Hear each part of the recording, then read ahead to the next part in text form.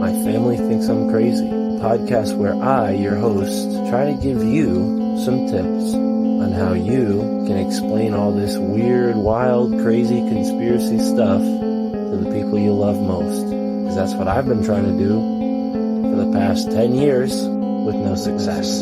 I've been telling everybody that our government is shady, but every time I do, my family thinks I'm crazy. The hollow earth, UFOs, aliens invading, fluoride in the water, they spray our skies daily. When I talk about these things, they think I'm crazy. There's no escaping anymore the evil that we're facing. Illuminati, mind control, they're sacrificing babies. The end of days, but anyways, my family thinks I'm crazy. What, they don't want to listen to you? No, they don't want to listen. They don't want to hear it. They're just like, oh, here we go, Mark. Off again with your... Mark being Mark again. Yeah. So, that's the thing about podcasts is when you're on the air, and it's like therapy, If I can't talk to my family about this stuff, I'll talk to you, Matt, and all our listeners. You always start your whole podcast. Yeah. So who are we talking about today, Matt? They think that I'm crazy. They really think that I'm crazy. They really think that I'm crazy. My family thinks that I'm crazy.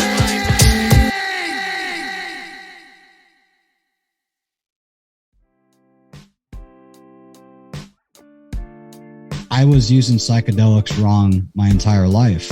Even the good experiences I had because I didn't know what I was doing. And that's the thing. Because these things are illegal, that's why we don't know what we're doing in the first place. And that's where the fear comes in. Why do you think we're so paranoid when we smoke weed? It's because of the endless amount of years of weed being illegal for something that's harmless. It's all about the respect you bring to it and how you're using it. It can make you lazy and there's harmful things it can do in certain ways, but is that really harmful? It's all in the eye of the beholder. And so it wasn't until after I did ayahuasca and realized this is where it's at. This is real work being done here. These are powerful tools, man, and these will blow the doors of perception wide open. And they open your mind to new possibilities and, new thought patterns and just new ways of looking at the world. That first LSD experience for me, man, made me realize that we are all one. We are all one organism, divided up into separate organisms, but we're all of the same source. Some people call God source, but I had that revelation come through my whole being. And just to realize that, you realize that there's no reason to hate your neighbor because they're a different political party, they're a different race, their sexuality. There's all these different things that divide us, man. And I had no reason to pick a team anymore. And I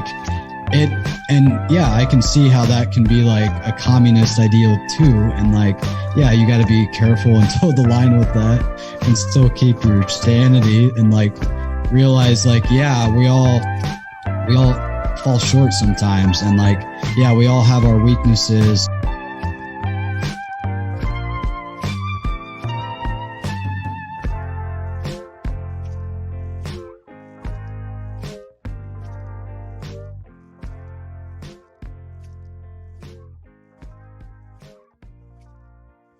Ladies and gentlemen, welcome to the My Family Thinks I'm Crazy podcast. I'm your host, Mark Palmer. And on today's episode, I spoke with a man who's become a friend of mine over the past few months after having me on his podcast, becoming a part of Alt Media United, my podcast cooperative, and then joining me on this podcast, the My Family Thinks I'm Crazy podcast, for a conversation about psychedelics, his experience with Aya, as in ayahuasca, his experience at Soul Quest down in Florida, and his experience as a podcaster. We talked about a lot of things personal to both him and I, our relationship with psychedelics and various plant medicines. So this is definitely a deep conversation, folks. Mytty, host of Ascension of The Chessmen, right? So let me break that down for you, folks, because I think it's worth breaking down. We are all pawns in someone else's game, and in order for us to ascend, we need to get past the traditional roles that we're given. Don't become a rook, don't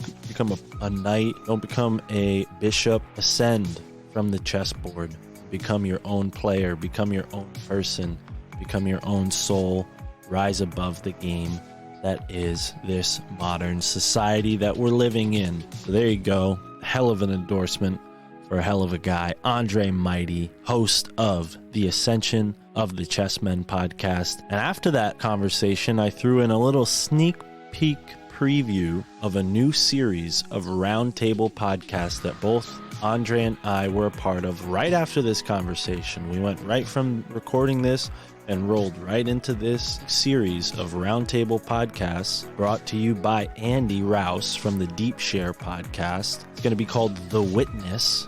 And in this episode, we were talking about psychedelics. So we put the first 15 minutes in there. I asked Andy if he was cool with it. He was cool with it. Andy's a hell of a guy. So go over to the Deep Share podcast and subscribe, and be sure to stay tuned for that episode, the full-length episode of The Witness on psychedelics. I think that was the fourth one, and none of them have even dropped yet, I guess. So that's real exciting. Stay tuned for that. I think it's coming out in December. But first and foremost, we got Andre Mytty as a guest here on the My Family Thinks I'm Crazy podcast. Like I said, host of Ascension of the Chessmen podcast. Thank you for tuning in, folks. Enjoy this conversation with Andre Mytty.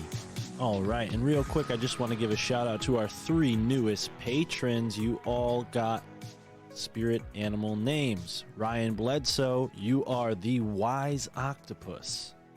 Brendan, you are the Talking Scorpion. And Orber, the newest member of our Kung Fu Fighter tier, is the Rhythmic Camel. Shout out to you guys. Thank you for signing up to the Patreon. Please feel free to join these fine folks on our Patreon, and you will get not only bonus content, not only the scene, not only early releases of every episode of My Family Thinks I'm Crazy, but you will also get a spirit animal name. Right on, rock on, enjoy this episode. Peace.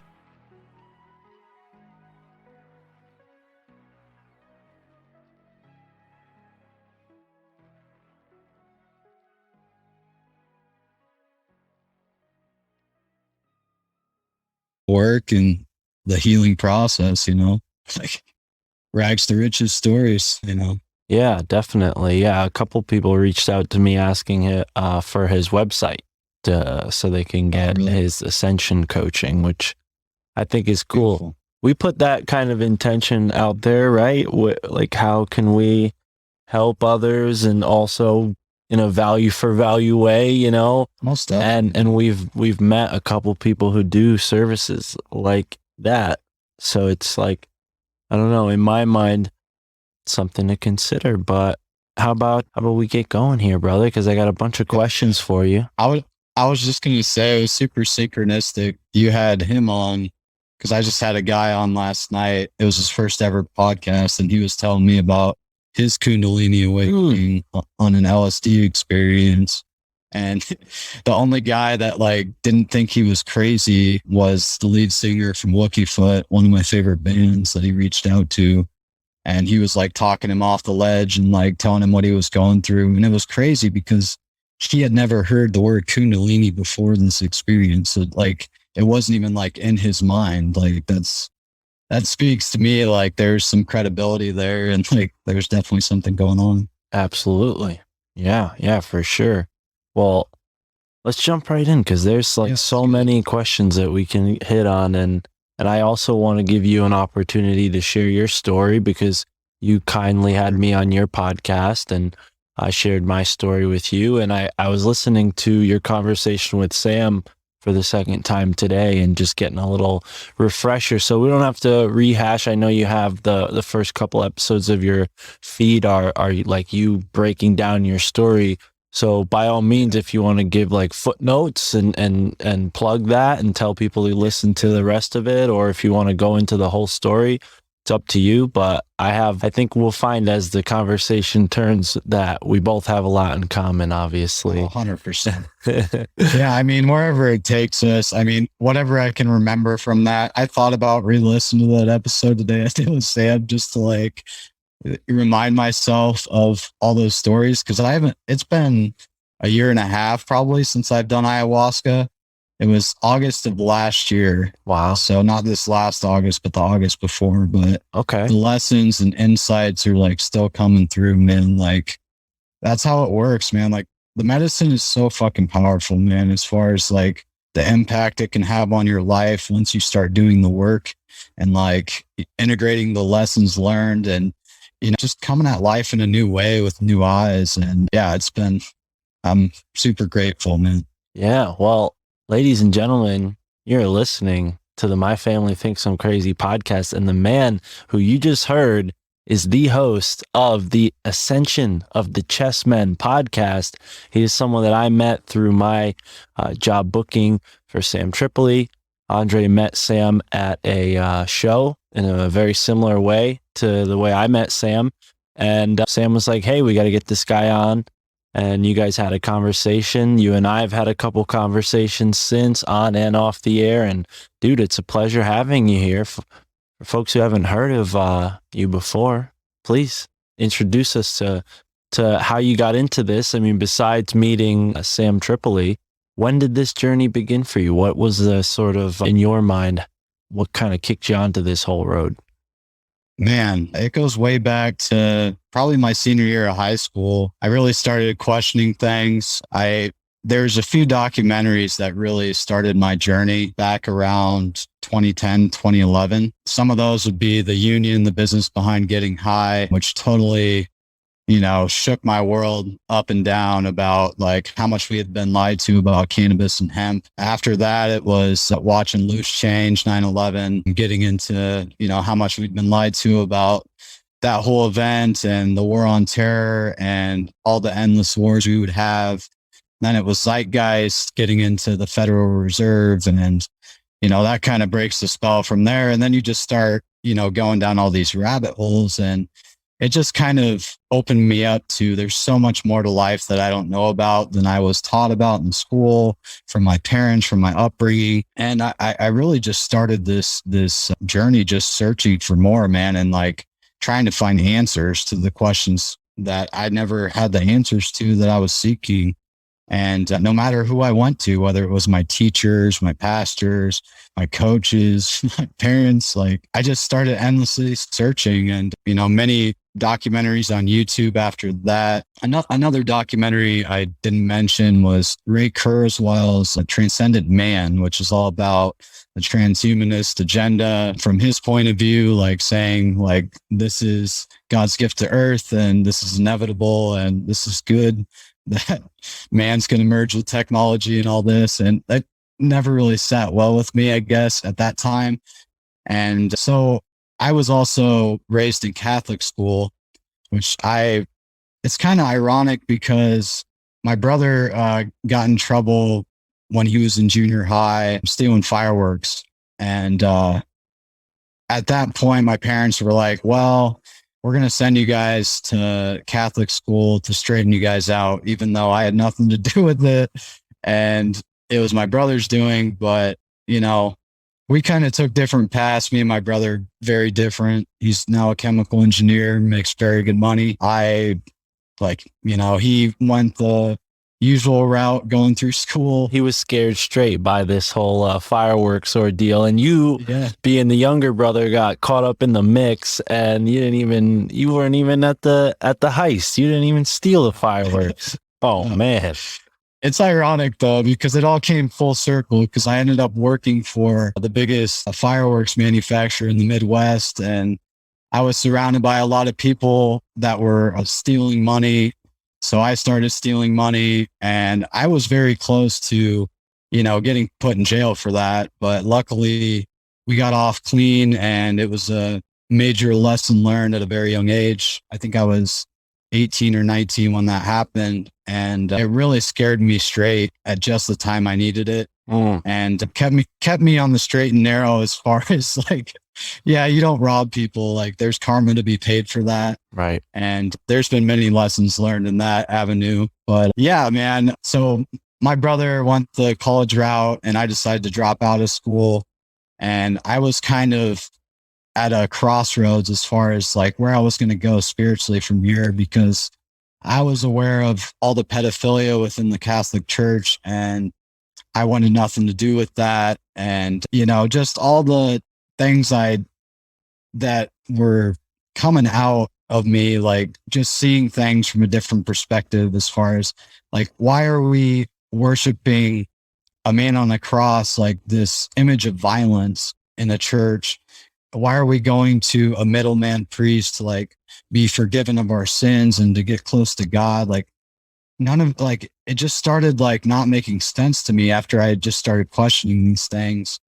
So shortly after that, as I went to school and was out of high school, I was at a crossroads, like I said, of like, what do I do from here? I can either become an atheist, or I can like still believe in God and like find the church that's right for me. At least that still was in my mind of like how you became close to God was like through church. Like I didn't know spirituality and religion were two different things at this point in my life.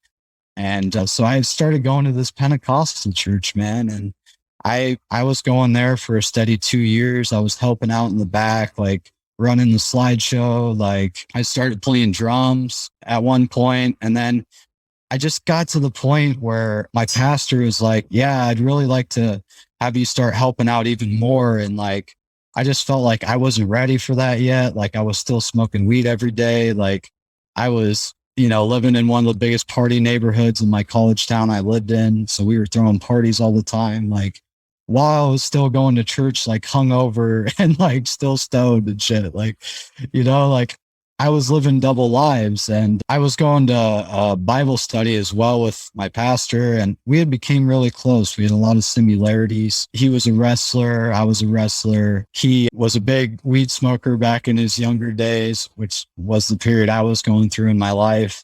And he had this experience on acid where this chessboard flew off the table and this one piece was left on the board. It was a white king. And he saw that as like a calling from God, that like his life was meant for much more than living in a trap house and living this life of, women, cars, and drugs and money, just that fast lifestyle. And so he kind of set his life straight after that through this LSD experience. And, that always stuck with me. And then, I was asking him questions about, giants in the Bible and the Nephilim and, all these weird things you start getting into when you start questioning what's in the Bible. And he didn't have a lot of answers for me on those things. So I kind of was still learning. And it wasn't until my buddies and we had decided we were going to have an LSD experience together. And I had a lot of fear going into it, man. My first experience with LSD was in high school. And I actually had senior pictures the next day. And so my pupils were still huge the next day, like for my senior pictures. Like, so it's always kind of a funny memory to look back on when I go back to the parents and see my senior pictures. I'm like, yeah, I was doing acid the night before. But I didn't know what I was doing, like when you first hear about LSD, you just think, oh, people are just tripping out. They're just having fun. They're going to a party and doing it. They're not really doing it for like self-growth or spiritual evolution, stuff like that, just using it for all the wrong reasons. And I didn't really get much out of that first time. I was kind of scared away from it for a while. Then I did mushrooms with a good friend of mine, and we thought we were done tripping, and we drove back still on mushrooms, tripping, and it was terrifying. Like, lucky to be alive after that night. And yeah, never drive on mushrooms. Definitely recommend never driving on mushrooms. But that was a lesson learned. And so that was a really dark experience. My first couple experiences with psychedelics. My buddy who I was tripping with, like we were out on the back porch. We were in this thunderstorm. It was pitch black. Like it was like out of a horror movie, man. And he's just telling me about his dad that had committed suicide when he was a sophomore in high school. And I'm just like, God, like this could not have went any worse, And I'm just thinking like, what did I get myself into? And so, yeah, that's where it all started for me, man, was like those couple experiences. And then fast forward, I'm kind of jumping all over the place, but fast forward to that LSD experience with my buddies that I was nervous to try. The first couple experiences I had had.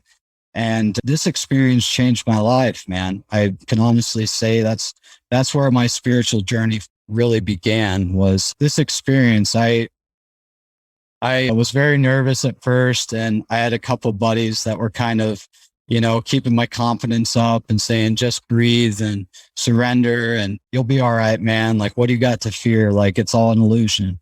And they were right. And I remember it was just like simple things, man. Like we were going for a walk around the neighborhood and we were all barefoot and I had my flip flops on. And I was like, why do I need these flip flops? Like, I mean, it's like this image of comfort, I guess. Like, it's like this mind trick we play on ourselves. Like, we need shoes.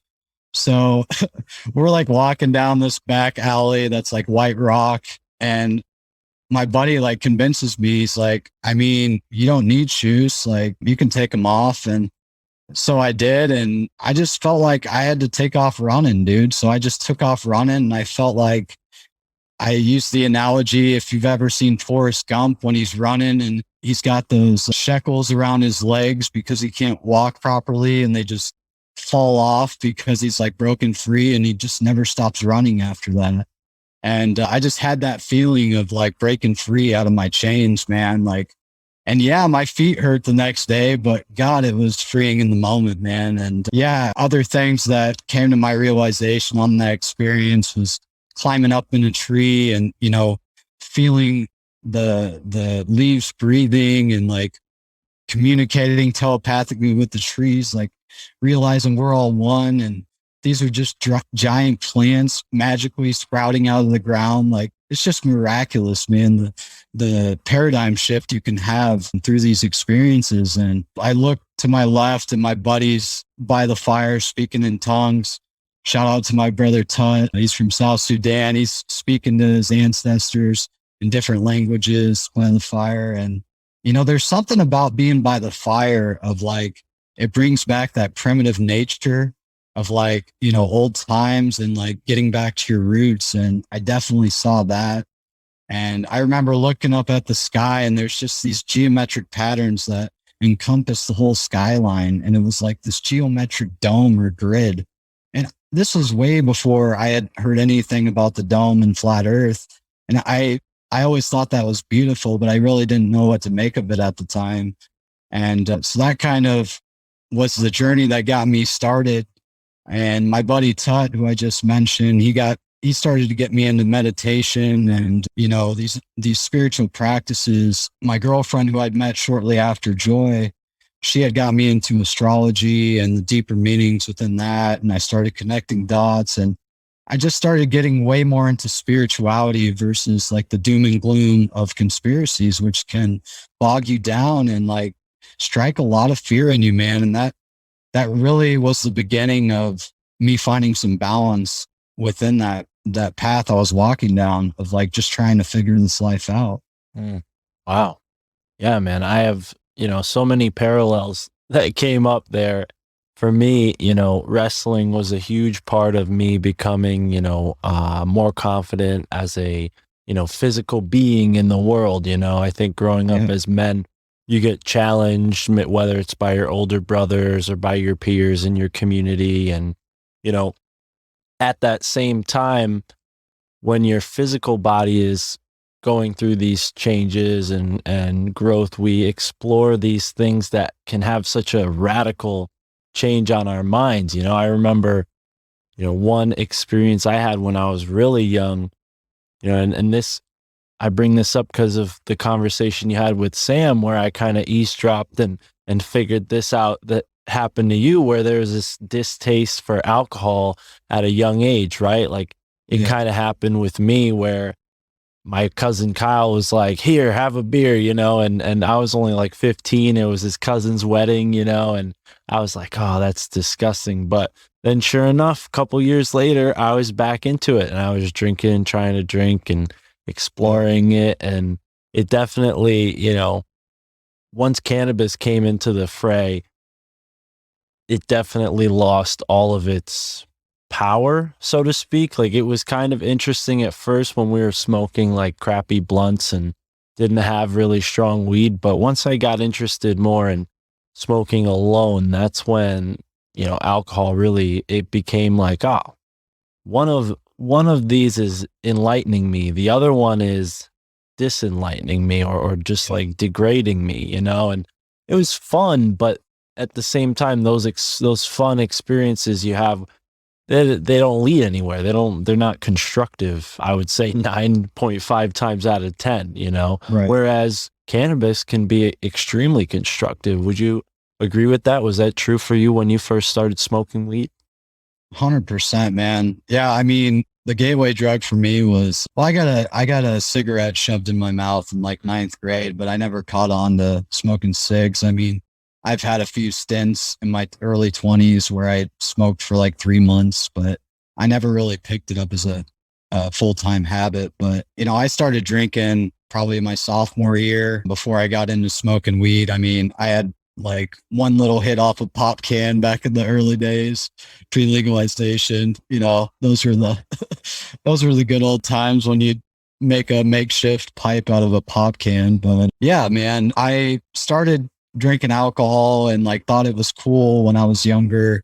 Like you're fitting in because you're breaking the rules, you're being a rebel, and just chugging beers or whatever. And I will say, man, like it can be like a social lubricant with like one or two beers in the right sentence setting. But like, yeah, you're so right, man. Like as far as like what it does for you, like what does alcohol do for you? Like that's positive other than just being, it loosens you up a little bit and like makes you more talkative, some could argue, and leads to potential hangovers if you have too many, leads to you saying things you otherwise wouldn't say sober. There's plenty of angry drunks out there who get in fights or, beat their wife or girlfriends. Like there's just so much damage done through alcohol. I mean, look at the Native community, man. Like they've been ravaged from it. And yeah, I mean, I've slowly lost taste for alcohol every year that's passed in my life. Like I will say like cannabis definitely led me away from it for the most part, but you're still surrounded by people that will still drink. So you get triggered and you'll have a beer or whatever. And it's just been a slow process for me. My girlfriend, she went into AA and she got completely sober. That's a story in and of itself after doing ayahuasca. And she kind of motivated me to really realize like alcohol really doesn't serve a purpose, because I got to say, man, like my biggest excuse to drink was always Nebraska football, because here in Nebraska, like it's literally like a religion here. Like that's all we have. We don't have a pro sports team, so like people like rally around that. And I will say it brings people together. So that would be like my excuse to drink on Saturdays. But like now that we suck and we're just not a good team, like it makes it even more depressing watching us lose every week. Cause it's like, now I'm just drinking because we lost even more. And yeah, it's just a downward spiral you can go down with alcohol. And yeah, I completely agree, man. Cannabis definitely is a much better drug than alcohol. I think alcohol is one of the worst drugs known to mankind, but it's just one of the most normalized. Mm.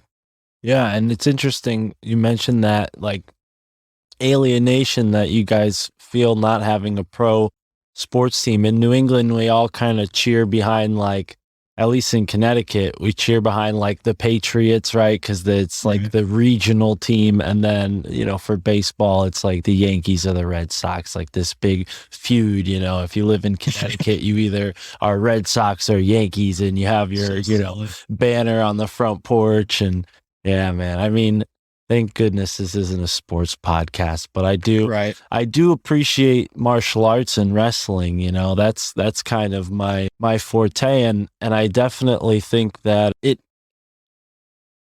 ingrained me with this sort of mentality to stick with something. And I can't say that I've stuck with everything. I've definitely, failed at certain things and given up certain things. But I think wrestlers share a certain mentality that I don't I don't think is as common in other, set groups of people, especially set groups of athletes. I think wrestling in and of itself, you are out on the mat and you're carrying your whole team with you, but none of them can help you in that moment. It's all on you to get that win and, get that pin, or else you're getting pinned. And then, there's another win for the other team, right? And then at the end of the match, everybody's score is counted against the others, and the winners are the winners and the losers are the losers. But at the end of the day, it's on you to get that win for your team. Otherwise, your team might lose, right? So I think that 100%. sets individuals apart. I mean, I see it a lot. Tara was mentioning, right? Remember you said that, what was it, yesterday? Like, a lot of guys that do these podcasts are martial artists. I'm like, yeah, I don't know. I think there's something to a martial arts, maybe in particular beyond wrestling, that opens your mind up in a really spiritual way. And I think this time period that you and I grew up in, you're a couple years older than I, so I would say we're within the same generation. And, Sure. UFC, MMA was huge for our generation. I think more so than wrestling. I don't know, WWE, if that was more popular where you're at, but for my generation, like, we got into wrestling in high school because of MMA, not because of WWE. Everybody was hyped on the latest UFC fight, and that was kind of like part of why I got into it. And it was interesting because everybody would always be like, "Oh, you're so tall, you should go and do it professionally," and that was it never felt like, even though I kind of was better at martial arts than some people who gave it as much time as I did, I was like, for some reason, it wasn't vibing that would be my future. And I think where I'm getting at here is, like, cannabis in conjunction with martial arts kind of showed me this spirituality that I didn't find in Catholicism. Because I, like you,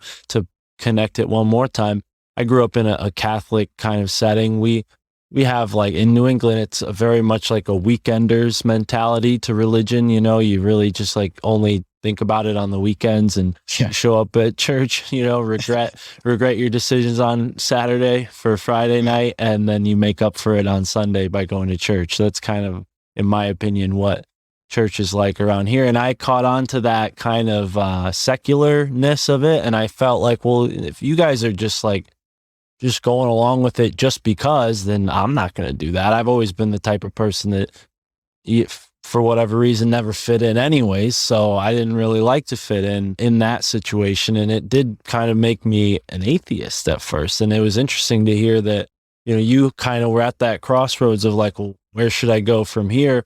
And you're, intrepid enough to go into this Pentecostal church. I'm wondering, because you said that you didn't really see the difference between religion and spirituality. Did your use of LSD and mushrooms, did it still not dawn on you then? When did spirituality, like, kind of come into the fray for you? Dude, it was that LSD experience I was describing. Like, it wasn't the first one. It wasn't the mushroom experience that went terribly. Like I said, I didn't do them for quite a while after that. I was scared away. And, I grew the courage to finally do this experience, right? Mainly inspired by my pastor, because, after he had described that experience to me, because, I'm the type of guy, man, I've been offered coke a million times. I've never been offered heroin or meth, but I always made a promise to myself I was never gonna do any of those things. I was gonna stay away from the hard drugs, even pills. Like, I've done a couple pills in my life, but, like, never gotten to the pill scene either. I was always, natural plant medicines, cannabis, mushrooms, all that stuff. And so for me, man, it was that LSD experience that made me realize, like, I was seeking something outside of myself to, like, connect to God, when that is already within me, man. That's within you. That's within you. Like, it's within all of us. And, it's this gatekeeping mentality where we're kept from ourselves, and we're like kept in a cage of like who we think we are versus what we actually are. And, it was that realization that came to me through that Lucy experience. And, yeah, from then on, I quit going to church, and cause I had got my parents to come to this church with me. Like I was like, you guys got to come. And then they started coming every week with me. And then I had to tell them, like, listen, like, I had this experience and I no longer want to go to church anymore. And it's nothing personal, but I don't feel I need it anymore to connect to God and pray to God, be close to God, however you want to define God, call it source, creator, mother. I mean, there's so many things you can put on what God is. I think just us giving it a name is like, not doing it justice. It's like just pause for a second. That's God. You know what I mean? Yeah.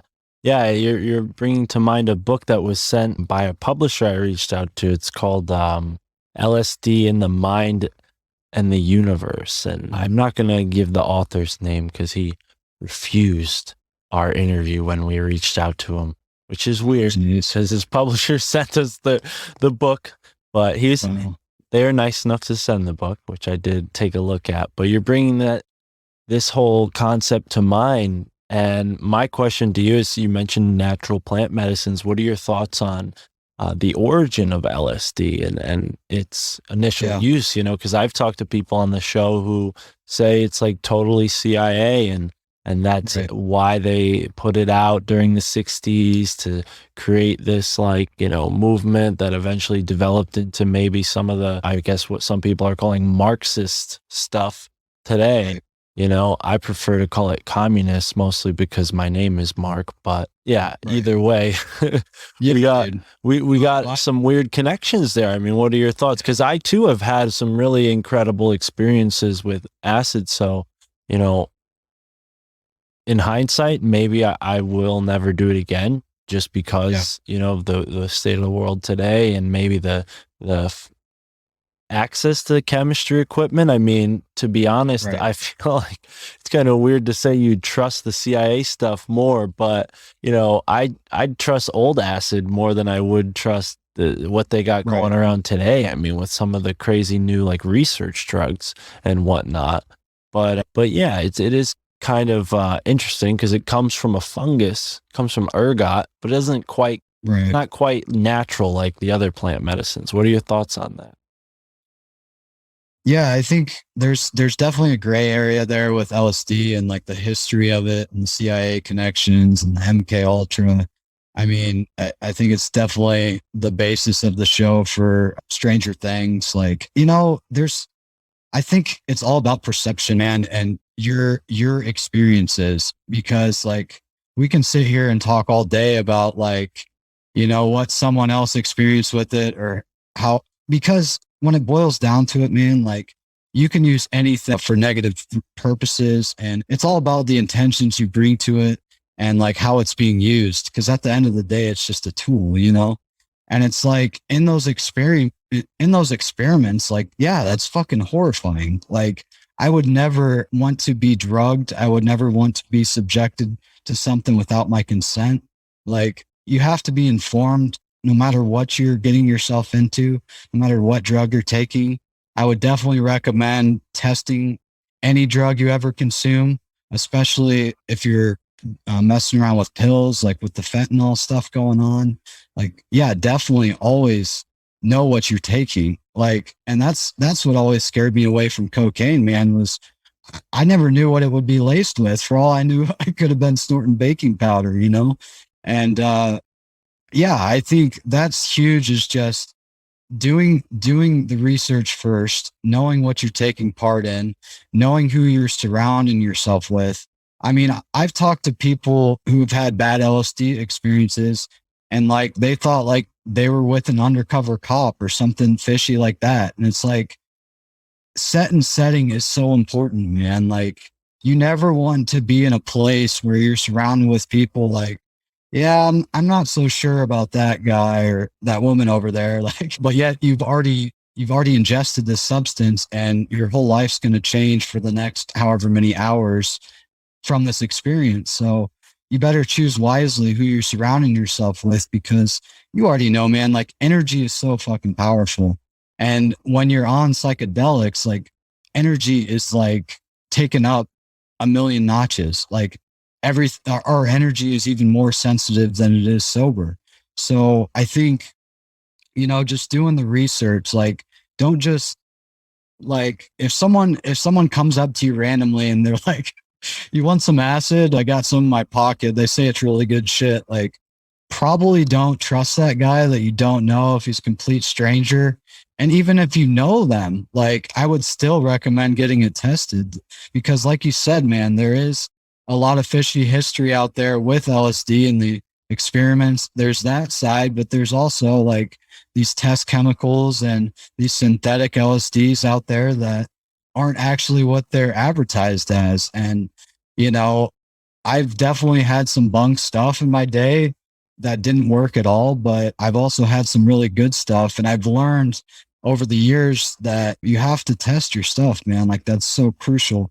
And just being responsible, like being a responsible user with whatever you're taking part in, even with cannabis, man, like there's like pesticides that can be sprayed on it. Like, there's the whole GMO argument, God, there's so much stuff. Well, and let's get into that a little bit, because I had I think it was last year, maybe the year before, and it's usually around the winter months, I hit this point where like weed, it could be like a THC overload, and I just like can't get high anymore. I got to take a break, which I usually do, and I'm fine.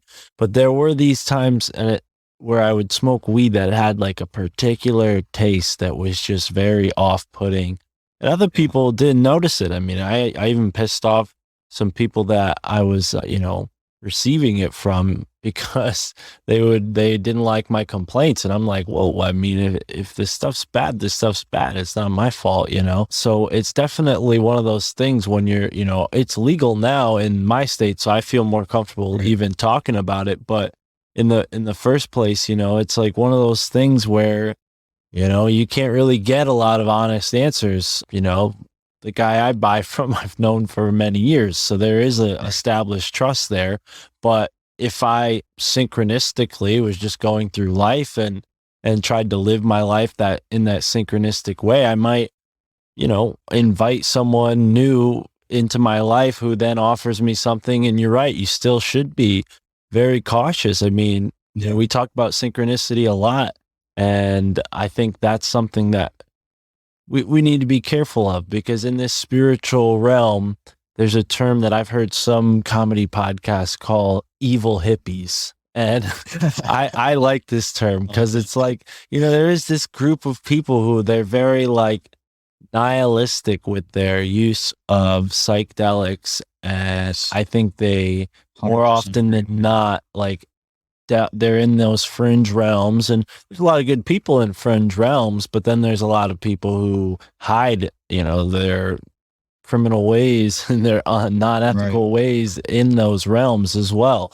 So maybe I'm going a little off track from my question, but I'm going to serve that over to you and see where you... Yeah, man, that definitely brought something up for me. Like, so what had happened for me, like, as far as like changing my whole perspective on what psychedelics are and, how we should come to them with respect and, use them more wisely and with, just more intention based and, ceremonially, the set and setting are super key. But like, for me, man, like my girlfriend at the time, Joy, had went down and drank ayahuasca. She just randomly told me one day, she's like, yeah, I'm going to this ayahuasca retreat. And I was like, wait, what? Like, are you sure? Like, where at? In the Amazon? I was like, she's like, no, it's in Orlando, Florida. It's called Soul Quest.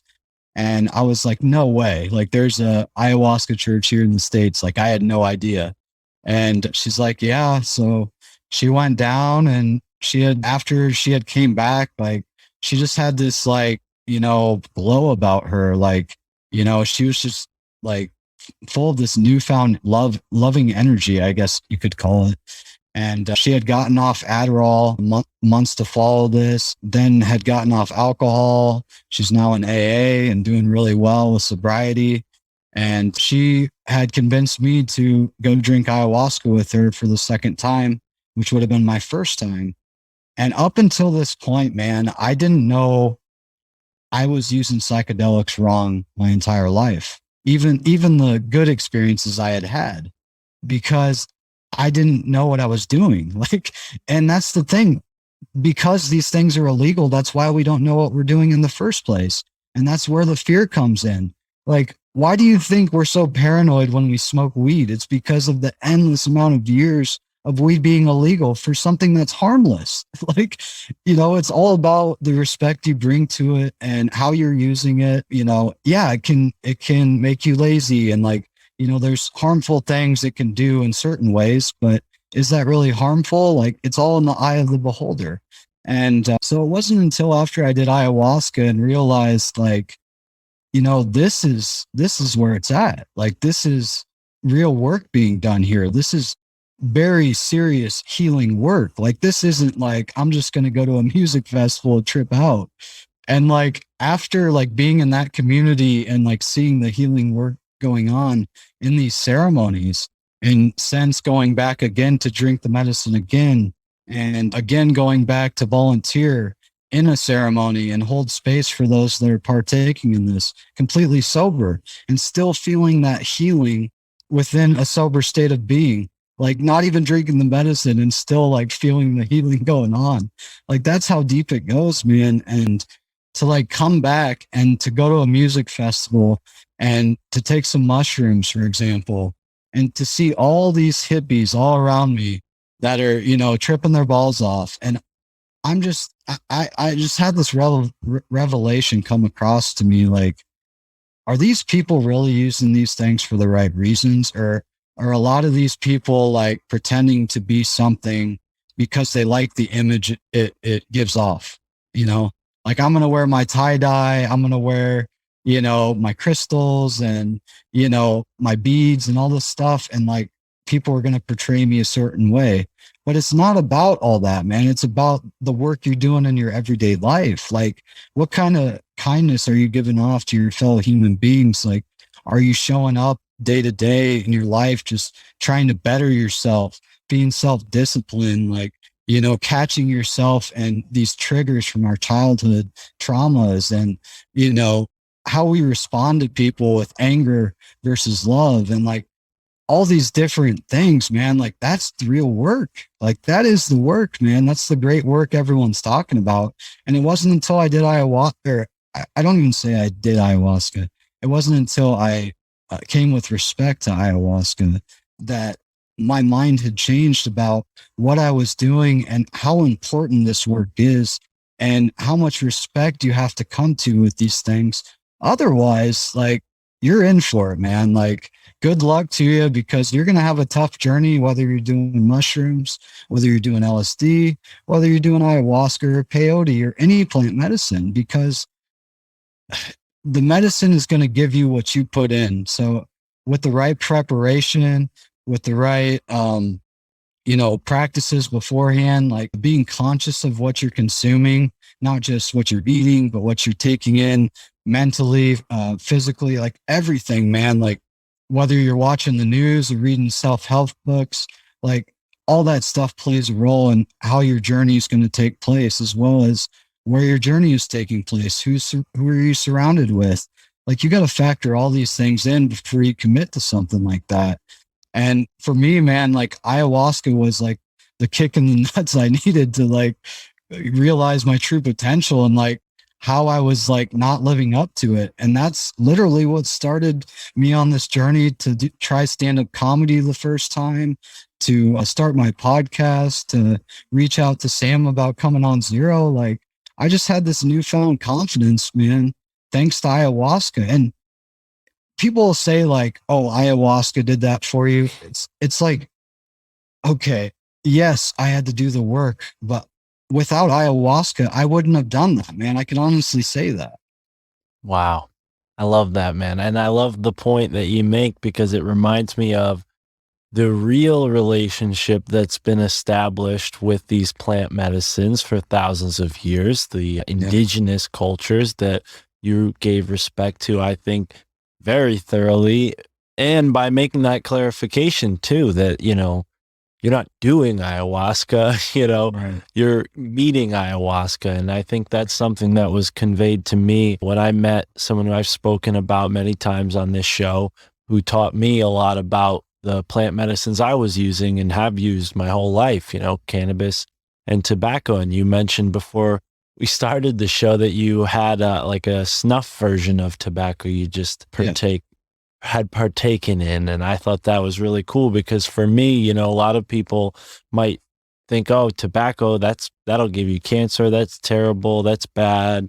But people always, forget that these cigarette companies put all of these toxic chemicals inside of cigarettes, not to mention it's probably GMO tobacco in the first place, and in light of all the stuff we talk about, Tara and I talk about this, and we've talked about it on the show a couple of times. Inversion, they take this thing that was a sacred plant here in the North American area, South America, Central America. This plant was sacred. And when the colonialists came here, they, sometime after, they completely abused and destroyed the land, killed the buffalo and so on. They take this plant and poison it and give it to people. I think it's a sad, reminder of what it used to be and how powerful the plant is. Now it's reversed. It kills. But, I've always had a really strong relationship with tobacco in spite of that. And yeah, man, doing LSD, probably the most memorable time was a time where I lit a candle and I was virtually homeless at that time. I was living on a couch in a frat house. So it's funny you mentioned that towards the beginning, this like party life you lived in. And I dropped out of school too. That was part of, my experience. I dropped out of college and luckily had some friends from high school who invited me to be a part of this like pseudo frat that they had going on. And it was kind of underground because it wasn't associated with the college, but everybody in it was in college, so to speak. But they allowed members like me who were dropped out or were just, working. And so it was a really a safe place to engage in this kind of thing because there weren't any like crazy parental forces that were going to, drop the hammer on us for doing stuff. But it was also a little reckless and careless as it should be with, 4 or 5 men living in a place, between the ages of 18. Oh, man. Yeah. Well, and I only give that kind of scenario with the setting because amidst that chaos, I had an opportunity to get some really clean acid. And instead of like doing it at a party or doing it with other people, I woke up one morning, I went down to the basement where it was like pitch black. I lit a candle. I put my yoga mat out. I took the acid. I got into my center really deep. And then I walked up to this mountain called West Rock Mountain. And in New Haven, there are 2 mountains, West Rock and East Rock. And on top of West Rock is this place that I only found out recently is a sacred, stone site for the indigenous people who used to live here. I mean, in colonial areas, I'm sure you probably see this too out in Nebraska, like a whole lot has changed for the Native Americans. Here in Connecticut, you can barely tell they were ever in New Haven, and now this place is memorized for harboring these English kings or judges who participated in killing Charles I. They're called like the regiciders, and they came and hid in colonial Connecticut at this sacred indigenous site. But I did acid and ended up there, spent the whole day on this mountain, and it was awesome. I connected in a way with so many different things, and even like wanting to talk about it, I'm kind of hesitating because there were certain things that I think shouldn't be talked about on a podcast because they're part of my like spiritual story. But I share that because I think it's important to give people the impression of like, you got to take it seriously, and you got to have strength and intention, and do something that feels right to you. And it's so funny because at that time, I didn't realize how sacred that stone site was. But now, learning about all of these different things in Connecticut, in hindsight, I'm like, oh, okay, maybe that's why I'm interested in all this stuff even more so now, because I ended up there, and I think setting, to emphasize your point is absolutely so important. Huge, man. Yeah, I mean, because these are powerful tools, man, and these will blow the doors of perception wide open, and they open your mind to new possibilities, and new thought patterns, and just new ways of looking at the world. Like that first LSD experience for me, man, like made me realize that we are all one. Like we're all one organism, like divided up like into separate organisms, but we're all of the same source. Like some people call God source, but like I had that revelation like come through my whole being. And like just to realize that, like you realize that there's no reason to hate your neighbor because they're a different political party, they're a different race, their sexuality.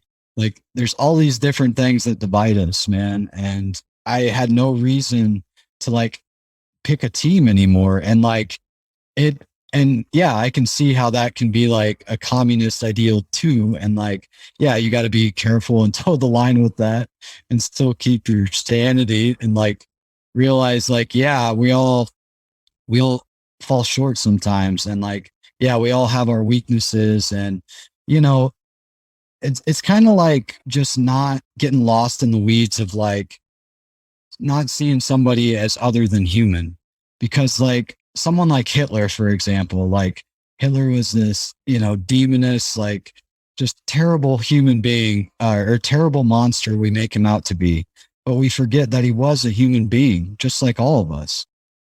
So we forget that the worst parts of Hitler, there's a little bit of that within every one of us.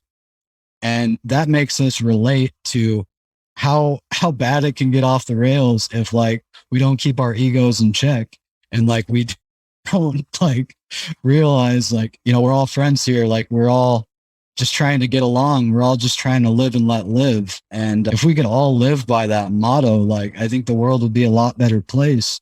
And it, gives us motivation to show up and be the best human we can be every day we wake up, and realize like, oh, maybe yesterday didn't go how I had planned, but, today's a new opportunity to, pick up where I left off and keep growing from where I went wrong yesterday, Absolutely. Yeah, man. I definitely think, to your point, it's something that every individual has to choose to do. And it's, something that you need to take very seriously. And I think in today's culture, again, there's the inversion, where it's like drugs are just promoted. Now, when I go and buy like some backwoods to roll up a blunt, there's like kids younger than me in front of me buying these, plastic vape sticks, and it's just like, here we go again, another generation of, people stuck on nicotine,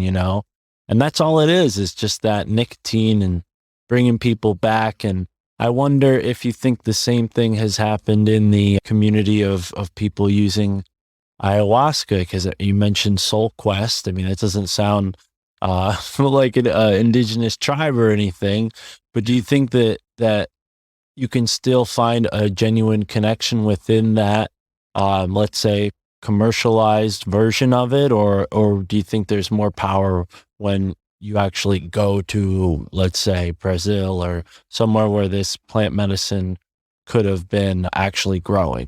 Do you think that has an effect at all? Yeah, I mean, I think there's two sides to that, man. Like, am I for like ayahuasca Walmarts being in every state? Like, definitely not. Right. And like, we can pick apart like the pros and cons of what Soul Quest is doing down in Florida. And, some say like they're getting too big and they have way too many people in ceremonies, but I've been down there. I've experienced it. I've been down there 3 different times, volunteering and partaking in the ceremony, drinking the medicine. And I still am yet to go to the Amazon, and I was limited financially, which is why I chose to go to Soul Quest to sit with the medicine for the first time. And, you know, for some people, like that gives them a sense of comfort, I guess, or like makes them feel safer if like they're here in the States and, you know, have the common courtesies we have, like you still got a Starbucks close by, or like, you know, you got a running shower and bathrooms, and, you know, just all the, you know, things we take for granted in our culture here in America. Like you have all that still, but yet you still get the genuine experience of ayahuasca, because no matter where you're taking ayahuasca, you're still getting that experience, and it's all about the experience. But I would also say, like, they definitely fly in shamans from Peru and various places throughout South America for their ceremonies to, you know, do it traditionally. It's not like it's just a self-appointed and like leading ceremony. Like they're bringing people in that know what they're doing and have done this for many generations, and they're part of a lineage, you know, of shamans that, you know, this is the work they do. Like they're medicine women or medicine men, like this is what they do. And I will say, like, they also have a paramedic on staff if something were to happen, which if you go down to the Amazon, a lot of times you don't know what you're getting yourself into.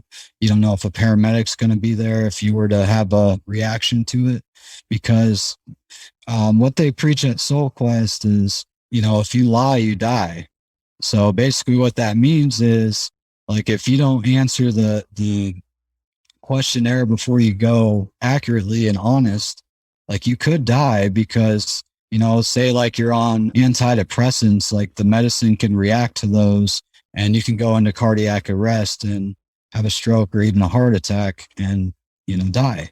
And that's very possible. And, you know, so they're going through every measure to make sure that you're in a safe space, you are taken care of. They have many volunteers that are some of the nicest people I've ever met, and, you know, willing to answer any questions you have, you know, give you the love you need. But also the whole point of the ceremony is to stay in your own space and not bother others, not distract others, even though you're tempted to, because, you know, that's your ego trying to take over and go outside of yourself versus stay within and connect with your higher self, and just stay connected within yourself, because you're given an eye mask and earplugs and you have your own little mat and everyone's on their mat. And yeah, you hear people throwing up around you. You hear people yelling, screaming, you know, saying all sorts of things, but they really emphasize like keeping it as quiet as possible, not to disturb others. Like they do a really good job. And yeah, there's definitely more underground, smaller ceremonies all over the country. And if you meet the right people, or, you know, cross paths with the right people, whatever, but that's definitely a thing too. But I've also talked to people that have had many journeys down to the Amazon who say, like, you know, it's second to none and you got to go. Again, like if you don't have the funds to get there, like how long are you going to wait to go, you know? And I know it's in the cards for me to go down to the Amazon someday, but until I can save up the right money to get there and find the right retreat I trust. I mean, there's many retreats I feel called to go to and have heard great reports from, but you definitely got to do your research as far as finding the right one, reading the reviews, talking to people that have went there to hear their experience, to make sure that you trust what you're getting yourself into, because number one, it's not cheap. I mean, you're looking at $2,000 to $5,000 for, you know, a 5 to 10 day retreat down in the Amazon. But if you find the right retreat, you can have a life-changing experience that could definitely change your life. And it's a whole different setting. I mean, you're taking in the jungle energy, and you're getting all my buddy that one was telling me, it's like during the daytime, like you hear all the creatures of the day, and it's like, it's just like a whole energy. just the daytime creatures that are making all this noise during the day. And then the nighttime, it's like a whole different energy. And you have all the night creatures that come out and you're hearing every little thing, man. And he just said it was completely different than going to Soul Quest and was such a powerful experience. It was a much more intimate, smaller setting. I think it was like there was like 3 people in ceremony versus like 60 to 80 at a place like Soul Quest. And I think you can pick apart both ways of going about trying ayahuasca for the first time. As far as going down to the Amazon, you hear a lot of horror stories too of, women getting raped, women getting drugged, people getting murdered. I mean, there's all sorts of crazy stuff. And I think a lot of that stuff that goes on is like the news picks up those stories to keep people away and keep them scared of ever, crossing paths with ayahuasca. And I think that's slowly changing, and I'm not excusing that behavior. That's terrible. And I would never condone that. And I think there's a lot of medicine men out there. I wouldn't say a lot, but there is some that are out there for the money, and, they're more greedy and have not the best of intentions. And so you got to be careful. I mean, like anything, do your due diligence and do the research before you sign up for anything like that. I mean, when you're going to any foreign land, you want to make sure where you're going, who you're surrounded with. And this is if you're sober, man. Like if you're just traveling to another country, like you want to make sure that you're not going to get murdered or, have something bad happen. You want to always be prepared. And so I would definitely recommend like doing your research and listening to your intuition as well. Like, does it feel right? Does, like trusting your gut, like, and knowing that like it's all working out. Like you talk a lot about synchronicities, like you'll see the signs if it's right. And you also see the signs if it's not right, Yeah, right on, man. It brings to mind, one thing though, and I think you just gave a great case for all of the above. I think Soul Quest should be proud of you if they did hire you as a spokesperson, which I know they haven't. But peyote, man, I'm wondering where that fits into the equation, because I hear so much about ayahuasca, and that seems like we touched on to be from the Amazon jungle, very like kind of a jungle vibe. But you out there in Nebraska, I don't know, I feel like peyote might be more in resonance with like your local area. And I should explain why I think this way, because when I was reading, a combination of books, one by Michael Harner, one by Carlos Castaneda, and then this other book by Neville Drury. And Neville Drury kind of talks a little bit about both books in his book about psychedelics. And he mentions how different shamans from different parts of the world have different plants that resonate with them. And that always stuck with me. And that's partly why I've always liked cannabis. I've always loved cannabis, but tobacco so much because it's kind of a Connecticut crop. There's a type of tobacco called Connecticut long tobacco. So it does kind of resonate with this local landscape. So I'm curious if you've had that come across your synchronicity desk, so to speak, peyote at all. Yeah, man. I unfortunately have yet to take part in a peyote ceremony. I've done my fair share of sweat lodges here in my local community. And lately, I definitely haven't been going as much as I'd like to. And I feel like with something like peyote, you have to gain the respect of the elders and the natives in which, you're, helping out. Like you have to basically like earn their respect. As I said, like whether it's, coming very regularly every sweat and helping bring the stones in, just being a helper in their community. And yeah, I mean, I have great respect for the elders whom I've had the privilege to sweat with and share ceremony with. And I've had friends that I've met through those circles that have gotten the privilege to sit with peyote. And I was very open to hearing about their experiences. And I would love to have the opportunity someday, but Unfortunately, up to this point, I have not, but I definitely plan to journey with peyote in the future if it comes across my path. But I definitely see it happening. It just hasn't happened yet. But like I said, it's probably been like 4 months since I've been to a sweat. And I've just been super busy and it hasn't fit in my schedule, but I definitely plan on going back very soon and continuing to sweat. I've just been so overwhelmed with everything going in my life right now with work and all these new podcast opportunities and multiple different jobs. Like it's just been overwhelming at times, man. But yeah, I definitely plan on journeying someday with peyote.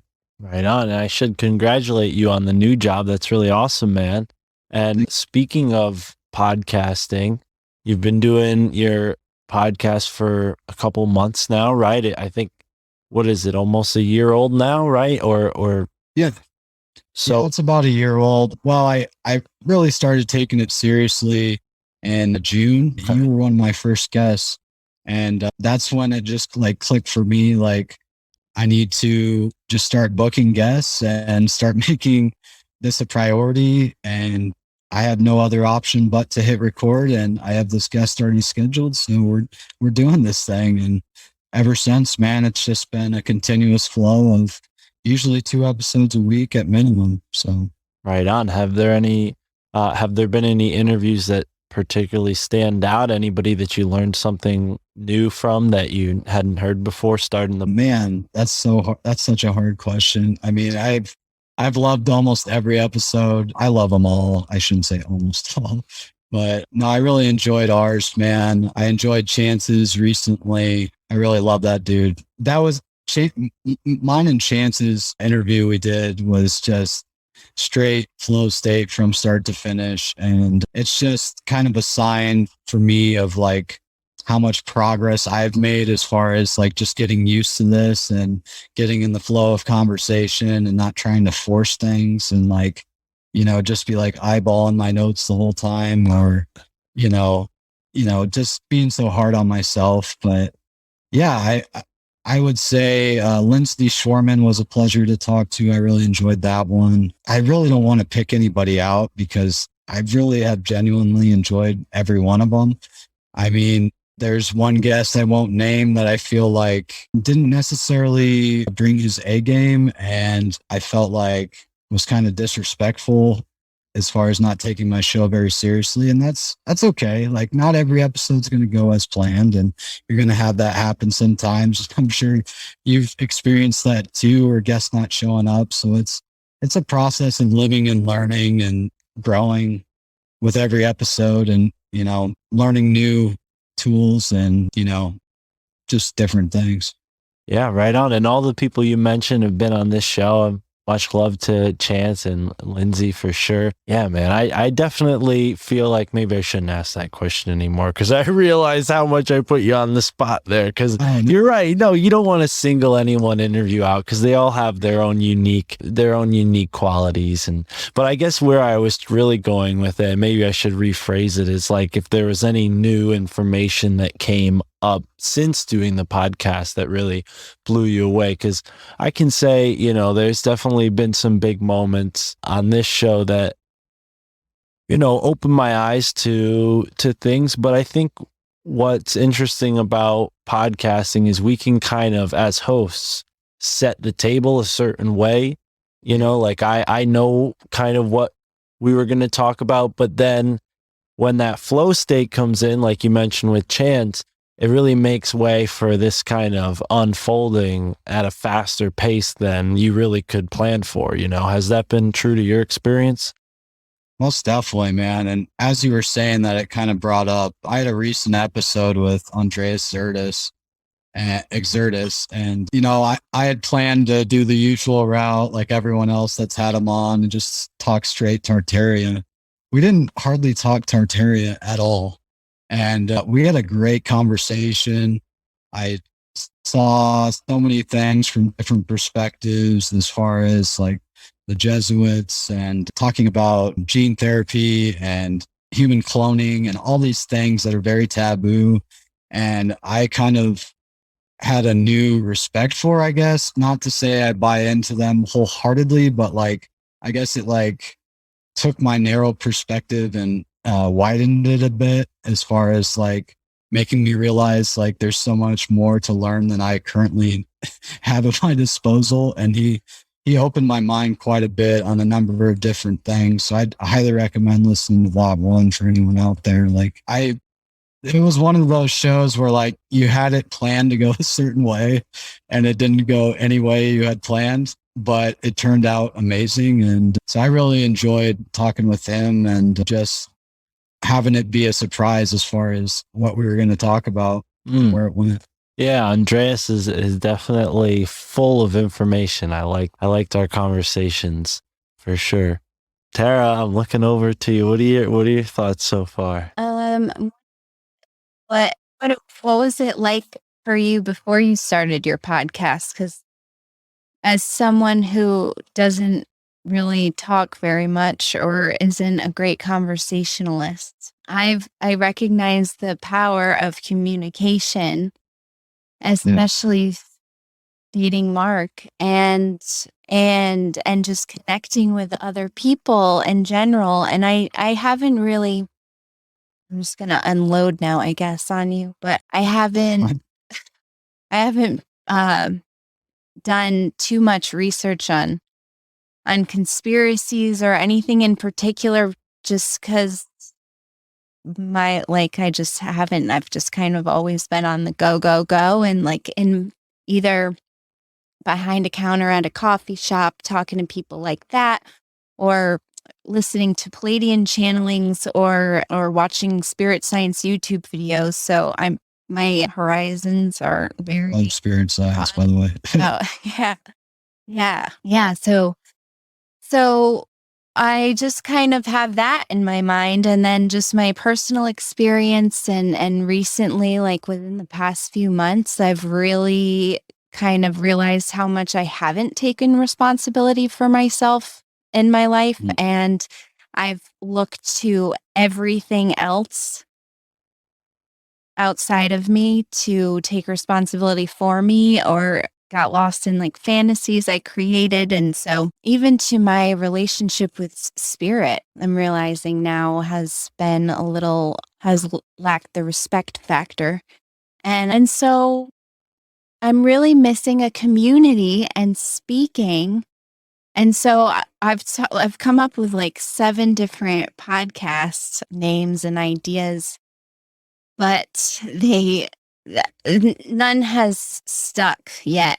So, but it's something that I would like to do, to just connect with people in general and be able to have better conversations and have a community in my life. So, long story short now, can you relate to that at all before you started your podcast? Like as far as conversations goes and being able to communicate well with other people and not dump all over them? Yeah. For me, for many years, I've been listening to podcasts for probably 10 years. I think Joe Rogan was the catalyst. Going way back, I love Deep Inside the Rabbit Hole with Dave Weiss, who's the huge flat earth guy now, and Tim Rothschild and Mike Cannon. It's no longer a podcast, but that was one of my first favorites. For me, for many years, I was like telling my friends, like, hey guys, let's start a podcast. And like, I had like a like-minded group of friends that, were into these more taboo subjects like psychedelics, conspiracies, spirituality, all this stuff. And, it was always like one thing after the other. Like one guy couldn't make it when we said we were going to meet up, or, trying to make it work with a group of people is usually tough if you're not on the same page. Whether it was we couldn't agree on a name, like it was just one thing after the other. And so for a very long time, I was waiting for someone to do it with me versus just taking it upon myself to just get started. And up until that point, I was making every excuse in the book. Like, I don't have the right tools. I don't have recording equipment. Like, I don't have the knowledge of how to edit. Like, I was making every excuse why I wasn't ready yet. But honestly, at the end of the day, those are all just excuses. And those are just, our us playing the victim, like feeling sorry for ourselves of why we can't accomplish what we dream we can accomplish. Like anything is possible. And I fully believe like anyone out there can start a podcast. Like just find what you're passionate about. Like whatever you find yourself reading about the most, looking into the most, listening to the most, like that's probably what you're most passionate about and what you should be talking about on your podcast. And that would be my advice, is just to find what you're passionate about and put that into whatever podcast you want to create and start. And, you can create a name based off of that. And, it's not going to happen overnight as far as like, feeling comfortable behind the mic. Like best believe, like I was super nervous before my first podcast appearance which was nothing huge. It was the local float tank in my city here in Lincoln. They invited me on to talk about my ayahuasca retreat. And for me, it was like a huge deal. Like I'm going on a podcast, like this is fucking awesome. And yeah, I just halfway through the recording, I forgot we were even recording. I was like, we're just having a conversation. And I think you'll come to that realization too. Like, no, you're just having a conversation. You're just opening the conversation up to the rest of the world to listen in on it. Yeah, man. Wow. Yeah. So much resonated there. Thank you. Yeah. Yeah. A lot of that sounds a little familiar, but you said it much better than I could have. And that's very true to my experience as well. I mean, people who have listened to the show since day one know that I had like 3 or 4 friends that I had started this show with who no longer do it. Not all, Mikey and Chris, they still want to do it. I just, don't talk to them as much as I used to. And I would still like to have them on the show if they are listening. Shout out to Mikey and Chris. You guys are always welcome. But, unfortunately, Jay and I had a falling out. And I think that's just what happens when you do things in groups. And that's why I've been kind of like a little more hands off with Tara, like, because I don't want to force her into it, like you said it very well, like what she's going to get good at talking about or what she's going to enjoy talking about is going to accelerate that confidence. And then pretty soon she'll be doing it, on her. I tell her all the time, I'm like, pretty soon you're going to be doing it. You're going to be bigger than me, like that. And then you're going to like not even want to have time for my podcast, And so like, I'm trying to encourage her. And I think, dude, it's awesome to hear the same in what you said. Dude, it's like at the end of the day, we're all human beings here. Like me and you are nothing special. Right. We just took it upon ourselves to like, thank you. Yeah. Maybe we'd be good at this. And like, me and you both listened to podcasts for how many years before we realized like, oh, we can do this too. Yeah. And like, we're inspiring other people to like take it upon themselves right now to do the same. Yeah. People, that's why I always say in the now, because, when I was a listener, those podcasts I was listening to weren't live, I just found them synchronistically. They were the right combination of podcasts for me to get me to this point. I really think there's some magic there. Just like pulling a tarot card out of a deck, you could pull a podcast out of a podcast player and totally change your life and really get into the groove of it too. So if folks are listening to it now and listening to our conversation, thank you for being here. And we hope you start your own podcast. And that's why I started Alt Media United, because, booking for Sam, I heard that over and over. And then, host of the Skeptico podcast, Alex Sakaris, kind of had that same notion with me, like, oh, you'd probably be good at this. So we started this cooperative, and all it's really done so far is created, a bunch of really awesome friendships and conversations and networking opportunities, we'll call them, but also a website where people can have their content, and maybe people who listen to podcasts can find new content. But lately, what's awesome is I've been hearing a lot more from people who are saying exactly what you just said. It's like, I'm wanting to start my own podcast, and I'm realizing that it's not that hard. And then, to your point, you just got to do it, ends up being the advice I give people all the time. You just got to do it, record 3 episodes. Don't worry about the name until you really get into the groove. The name will come to you, but record something. And I always tell people, record record a couple things and then publish it. But I'm starting to feel like the best thing to do is just record it and publish it, because then you're like even more like stuck to it, like you really got to commit, because consistency is key with anything in life. But in podcasting, I think, like you said, you put out 2 episodes a week. I've been putting out 2 episodes a week since I think June. And ever since we've been putting 2 episodes out a week, we've seen the show grow, exponentially. So I think is key. Yeah, once you find a groove and you really get into the flow state with your own, doings, whether that's podcasting, whether you're an artist, whether you're a musician, whatever really vibes with you. That could even be being a shaman. I mean, for some time in my life, that's where I was leaning towards. Like, I love plant medicine. I love crystals. I didn't know that podcasting would be even a possibility to make money, but I found them and I listened to them and I learned from them, and here we are now, but speaking of which, we got a trip, man. Yeah, we got a psychedelic roundtable that you and I are about to be a part of on the Deep Share podcast. So why don't you let the listeners know where they can follow up? You're in our My Family Thinks I'm Crazy Telegram chat, I hope. If not, you better join tonight so folks can get there. Awesome. And yeah, if you don't have one, I encourage you to make one for the Ascension of the Chessmen podcast. But tell us where we can follow up with you. Yeah. So thanks to you and Chance inspiring me, I did start a Telegram group. I'm only at 6 members. I have done the bare minimum advertising my show, brother. Like, this has been a learning on the fly type of thing. I just said I'm going to start recording and hit the ground running.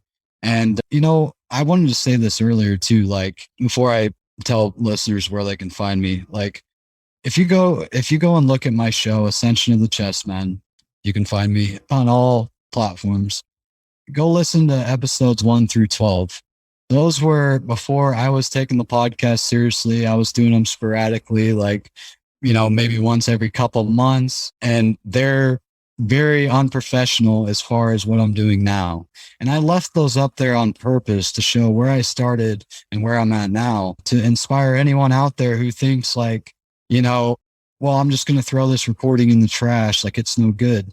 Like, no, like, leave it up there to remind yourself of where you started and where you can go if you just keep working and, keep reaching out and, putting your nose on the grind and, chasing your dreams, really, and making it happen. But yeah, you can find me at Ascension of the Chessmen on all platforms, Apple, Spotify, iHeartRadio, all those. I'm hosted through Spreaker. I'm yet to start a website. That's hopefully in the works down the line. I taught myself how to do all the editing, so that was a learning process in and of itself. Yeah, I just want to say you can add me on Facebook at Andre Mytty. Keep up with me on there.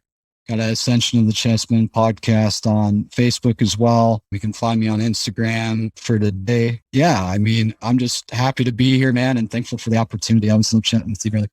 Yeah, and man. It's nice to meet you, sister. Advice. Oh, most definitely, anytime. Yeah, man. And I should apologize because I think I always call you Andre Mytty, but I mean, that's not a bad thing, right?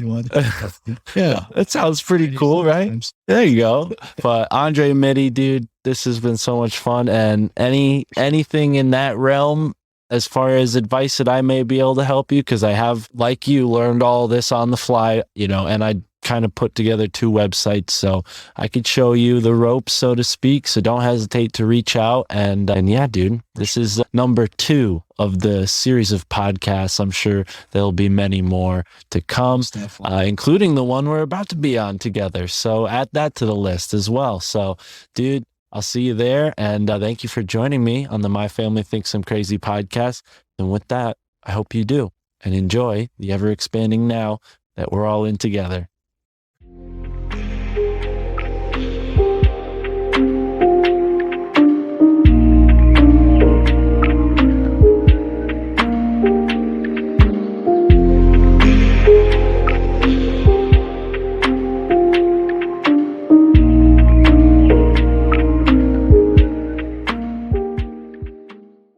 Okay, well, Welcome back to the Deep Share podcast. And this is the fourth part of my series, The Witness, where we're covering consciousness as the focal point, the center point, and the all-encompassing aspect of what many would define as individual separate experiences, like paranormal experiences, alien abductions in some cases, near-death and outer-body experiences, and our topic tonight, which is one of my favorites, psychedelic experiences.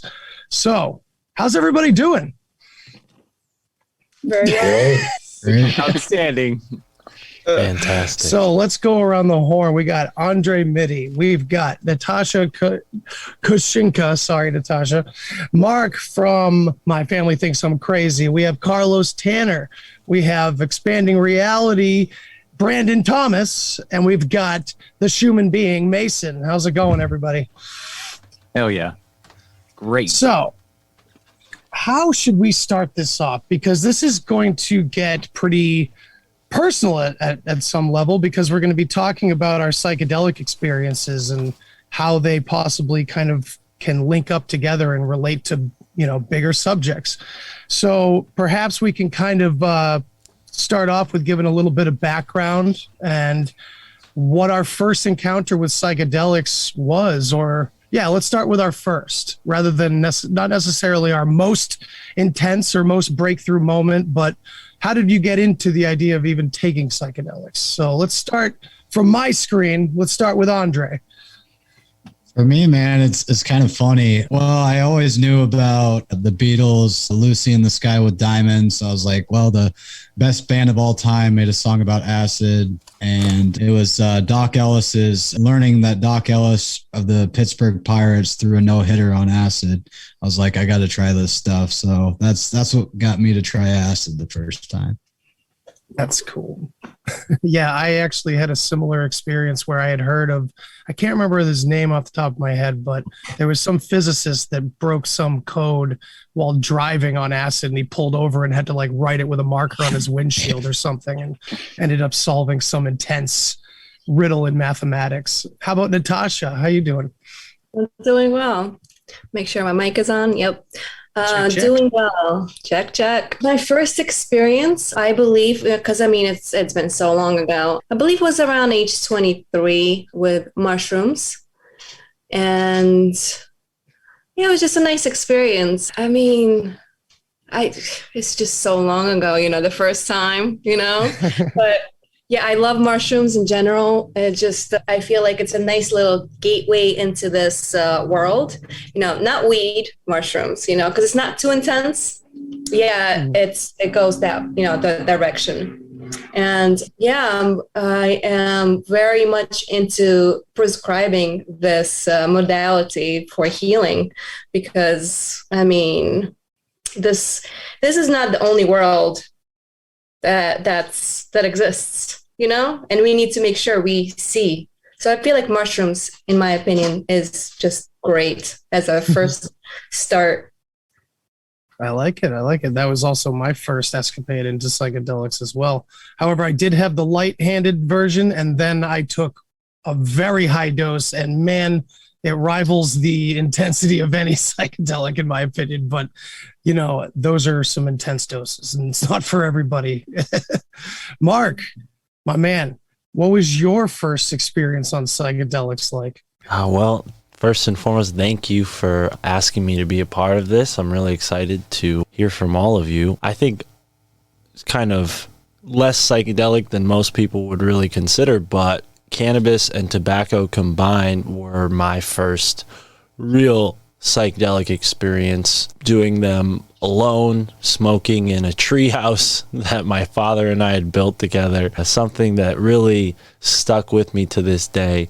Probably smoke a little bit on this show here, but I don't want to. Oh my goodness! Speaking of, look at where the homie Romy is. So yeah, cannabis is in conjunction with tobacco was probably the first break through the threshold, I would say, for me. And yeah, I just also want to turn it over to Carlos if I could, because I think, his work is incredible and he's inspired a lot of folks. Andre and I, we were just talking on my podcast about Aya, and I'm very, it's an honor to be a part of this conversation with you, sir, given what you've done for plant medicine. Absolutely, Carlos. And actually, Carlos was next on my screen anyway, so it's a beautiful synchronicity. Carlos, let's hear from you, man. How did you first get into? Thank you, Mark, for those kind words. And thanks for having me on this panel. It's a pleasure to be here. I love talking about psychedelics, that's for sure. My first psychedelic experience, which definitely had a massive impact on me, was with my two older brothers, two people that I love more than anyone else on the planet and trust more than anyone else on the planet. They had experience. I was in high school visiting one of them at college, and he came up with the idea, just the three of us. We each ate 3.5 grams of mushrooms, just the three of us together. So, it was like I said, just a incredibly safe space for me to trust the weirdness of the experience. And I just took to it like a fish to water. I loved it so much. So I didn't just have that experience and go back home. I bought an ounce of mushrooms and brought them home, and started having experiences on my own, which kind of spun me out, obviously, to become the director of the Ayahuasca Foundation. But yeah, mushrooms were my go-to until I found ayahuasca.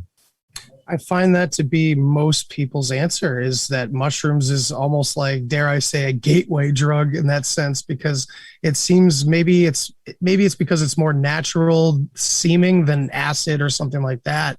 People are more attracted to it. And I find some good integrity there, because it just means that on a subconscious level, we're drawn to nature rather than, whatever's being made in the lab, which feels good.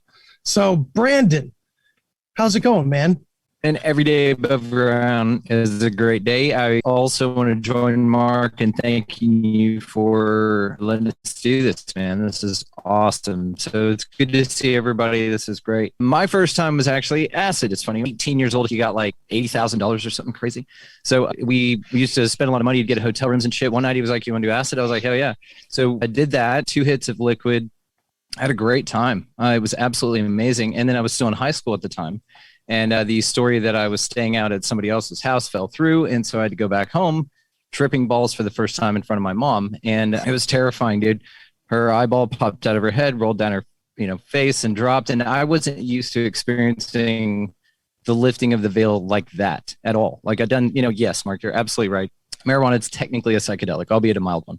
But this was very different. And we all know what I'm talking about. This shatters reality in every way possible, which is why I refer to it as like a cheat code or something, And so with this experience, I definitely moved on to do more. But I wanted to know, Andy, what was your heroic dose of mushrooms? Positive, thanks to ignorance, I've got you beat. What was it?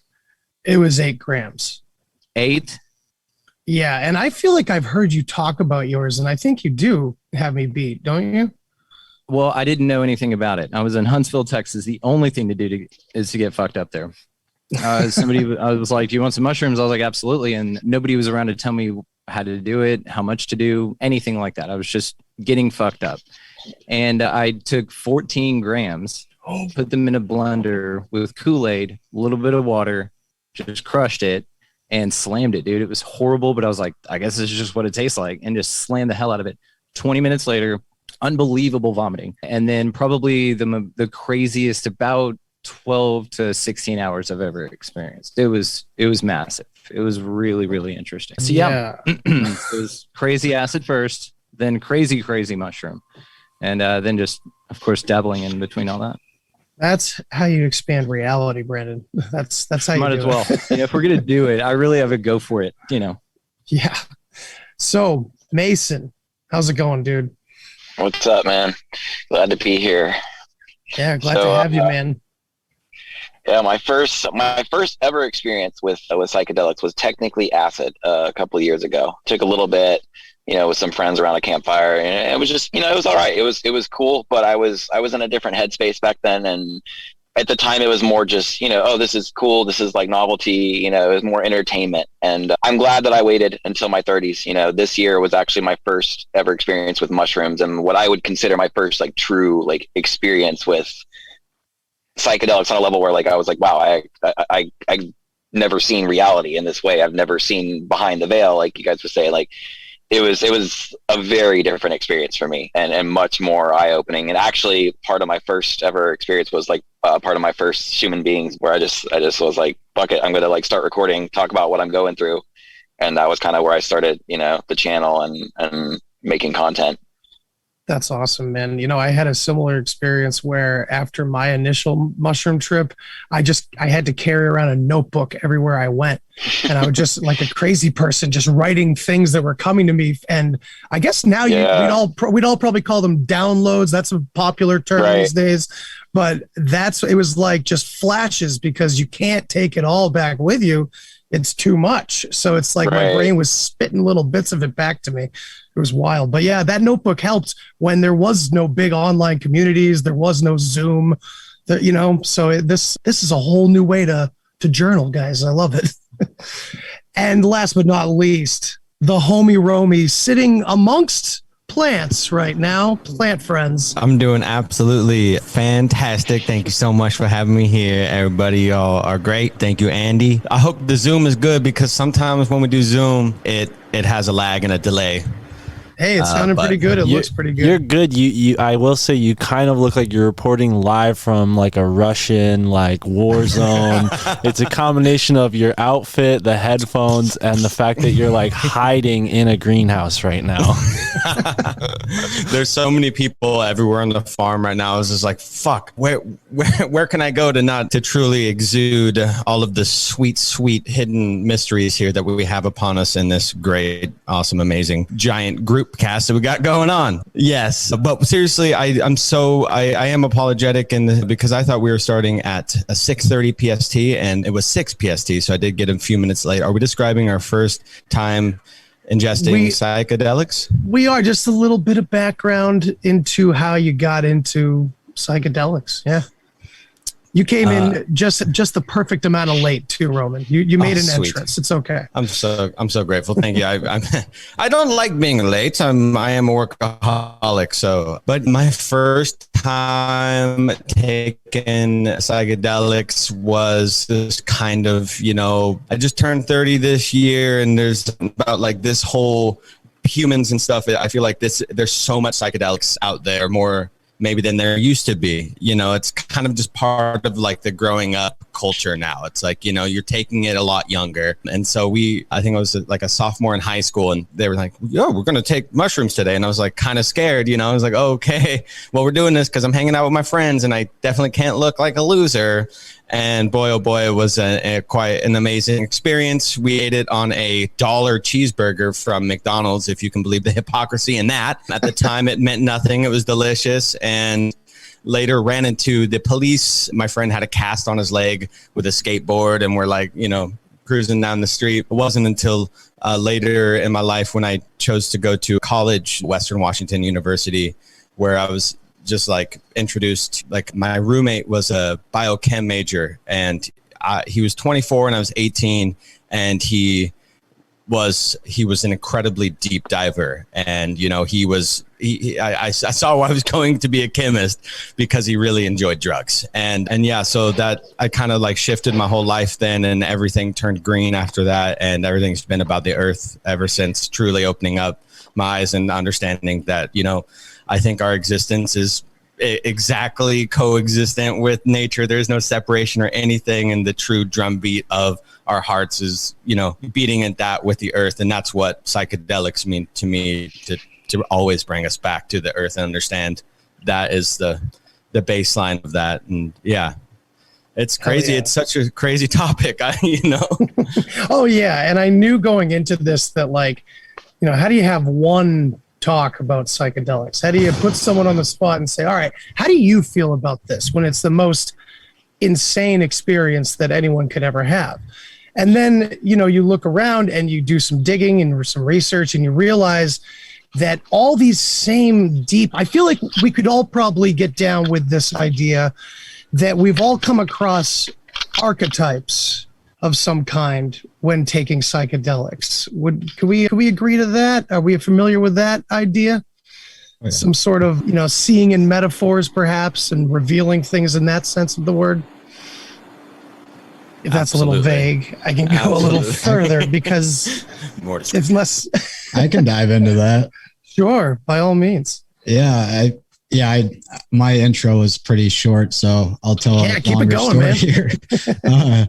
Yeah, I want to say that first acid trip I had, I was senior in high school, and I had senior pictures the next morning. So, not realizing you'd be up all night and your pupils would still be huge. My senior picture is me coming off an acid trip. So that was a good memory to look back on. So for me, man, as far as archetypes, it's kind of crazy because like the first time I did ayahuasca, the second time, and 5 grams of psilocybin mushrooms in silent darkness, they all tied together. And it was like the same message, but different archetypes. And the first ayahuasca ceremony, it was like growing up very religious in the church. That was kind of forced upon me. And so that's what I was raised in. And so a lot of God and devil imagery were coming up of this duality. And I felt what it was like to experience like being the Abrahamic God and being the devil, and knowing what it's like to have that power is overwhelming, and realizing there's aspects of each of those within each of us, and it's all about the power you give it. And the second journey I had on ayahuasca, there was a battle between, at least I had the illusion of a battle between like this mother goddess, mother earth, mother Gaia energy, divine feminine, versus this Abrahamic God, father son energy. Like it was like, which one do I choose, the divine masculine or divine feminine? Coming to realize, it's about balancing the two, and there's each of those aspects in each of us as well. And then the third being my mushroom journey, and silent darkness was a game changer, man. That was my first time with no external influences, and just kind of comparing and contrasting unity and duality, and examining the aspects of each, and going deep within the deep recesses of my mind in that experience, and just loving myself, giving myself a big hug, and telling me I'm doing fucking great.